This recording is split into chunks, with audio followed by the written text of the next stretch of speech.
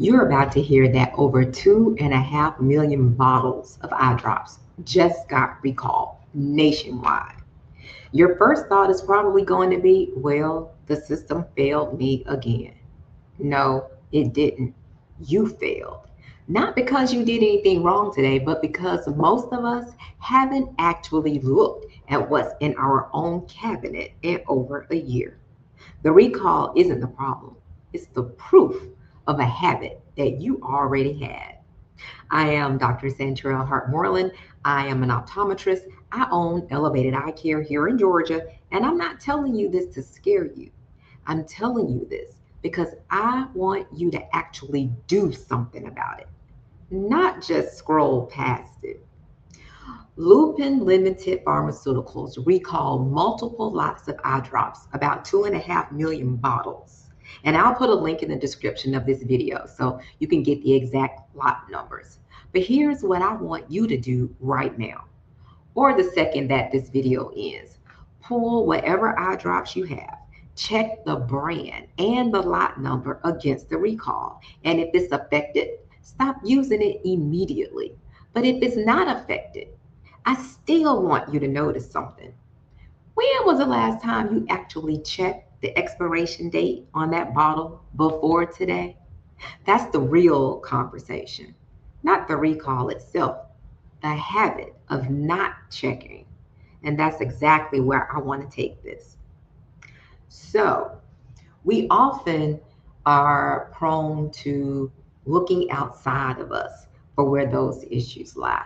We're often prone to think it's never us, it must be them. Well, here's what I noticed, both as a doctor and as someone who coaches people through Live Life Elevated.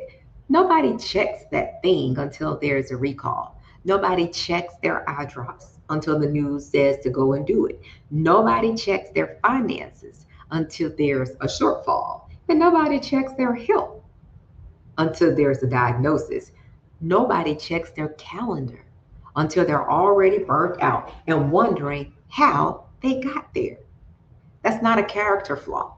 That's just what happens when we live passively instead of on purpose. We manage our lives in reaction mode, waiting for the recall, the diagnosis, the wake up call, instead of building the habit of checking in before we're forced to.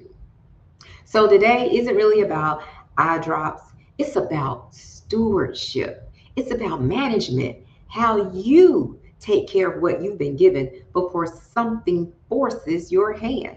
And I want to walk through that with you across three areas: your health, your time, and your resources. Because here's the truth that I want you to sit with today: stewardship is what you do before the recall, not after.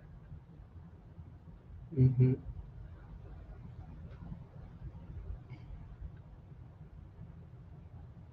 So I pause because I really want you to take some stock and to think about that.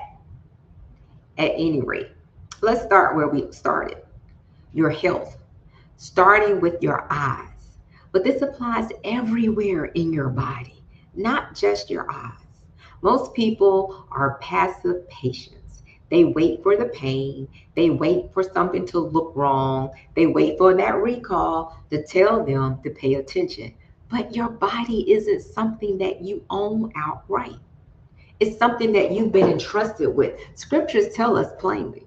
Do you not know that your body is the temple of the Holy Spirit? You are not your own. You were bought at a price. And that's not just a spiritual statement. You don't get to be careless with something that you didn't create and you don't fully control. You manage it. You're a steward of it. Now, here's what passive health management looks like: it's skipping that annual exam, be it an eye exam or physical, because nothing is hurting you yet. It's ignoring symptoms because you're too busy. You're using whatever's the cheapest thing or the closest thing instead of doing or asking whether that thing is right for you.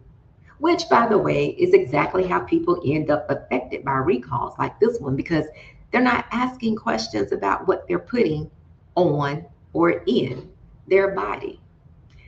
Active stewardship looks a little bit different. It's scheduling the exam before there is a problem. It's asking your provider questions instead of nodding along as if you know what they're talking about. It's treating your body like it's worth maintaining, not just worth fixing once it breaks down. So, what I like you to do, your action step, is to pick one health check you've been putting off. Your eyes, your blood work, breast exams, women. Don't put it off. Schedule it this week. This week, ladies. This week.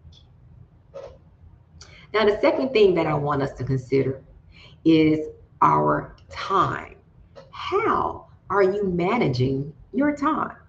Time is the one resource that you cannot recall. You cannot refund it and you cannot get it back once it's spent.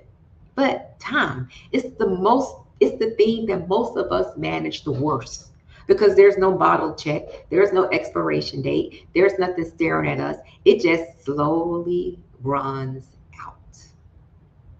I want to ask you something. And I want you to actually sit with it instead of answering it fast.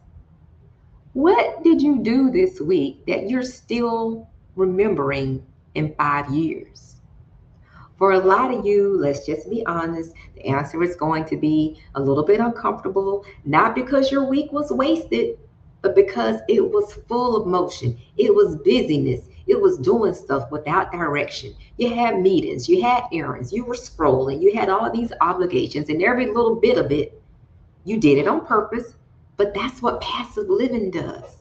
It's your calendar without ever asking what this calendar really reflects. Does it reflect who you are and what you value? Your time management isn't a productivity hack. It's not waking up at 5 o'clock in the morning. It's not asking before the week starts, what do I got to do? But what actually matters this week? And what does my time reflect in that?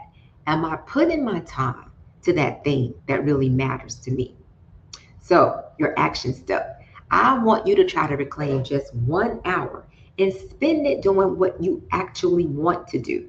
Reflect on how that thing that you're spending your time on is taking you to your purpose. Be intentional with your time. The third area that I want to kind of look at on today are your resources. Be your resources, your money, your energy, your relationships, whatever you've been given capacity to rule over. That's the part where I want to lead with grace, but also with standards. Because I'm not going to sugarcoat this one. A lot of us are generous with people who drain us, and we're stingy with the things that would actually grow us. A lot of us spend money reactively and then wonder why we're not building anything. A lot of us give our best energy at work and then we bring the leftovers home to the family, to the people who matter to us the most. Responsibility and accountability, they aren't about guilt, they're about honesty. Stewardship and management of your resources means every now and then you step back and you ask, is this actually going where I say my priorities are? Or am I just doing whatever the pressure is loudest on that day? So, this is the one that requires some honesty. Not comfortable honesty, but here's your action step. I want you to actually do this one, not just think about it. Pick one resource. Is it your money, your energy, your relationships? And then do an honest audit. Where is it actually going? Does it match what I say matters? If it doesn't, that's not a failure, that's just information. And now you know where you need to make an adjustment. So, I would like to take a moment to answer some questions. That's what I feel makes these lives meaningful. And so, what's one area of your life that you've been avoiding or checking in on?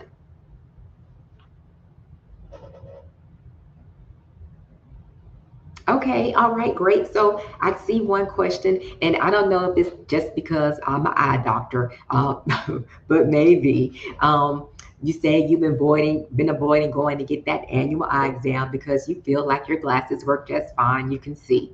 I'm going to encourage you to do that check simply because when you come into the eye doctor, when you come see an eye health provider like myself, we're not just making sure you can see 20/20. There's more to good eyesight than seeing 20/20. We want to make sure you don't have conditions like glaucoma. We want to make sure that you don't have hypertension and diabetes affecting the way that the nerves are reacting inside of your eye. Because the worst thing to do would be to ignore your uncontrolled blood pressure or your uncontrolled diabetes and actually lose vision. Because once it's gone, it's gone. I can't bring it back for you. And you may not know that it's gone because there are no pain receptors on the inside of the eye alerting you that there may be a problem. So that is an area that you don't want to neglect. You do want to get that annual eye exam. Now, I know as we do more and more of these lives, we'll get more and more questions, but I really appreciate those who hung out with me today and stayed here at least through this far in the video. I've been talking for a minute. And I just want you to know that I appreciate you. I appreciate you taking time to spend time with me to live an elevated life. But as we wrap up, here's what I wanted to share. We started with that recall, but that recall was simply a reminder to check and not assume that everything is fine. Somewhere in there, your health, your time, your resources, all of it requires the same thing: checking before you're forced to. Good stewardship is not about surviving, it's thriving. And here's what I know, both as a doctor and as someone who's walked this through myself.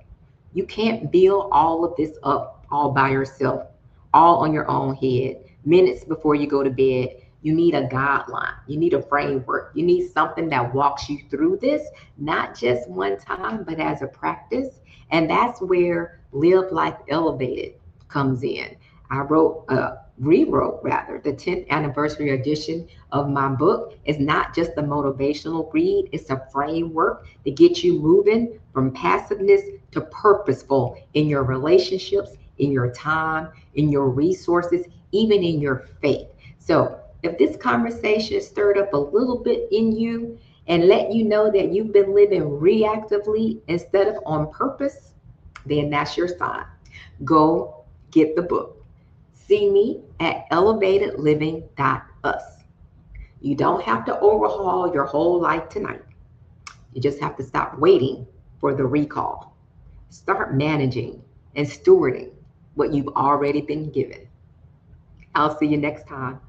Live it elevated.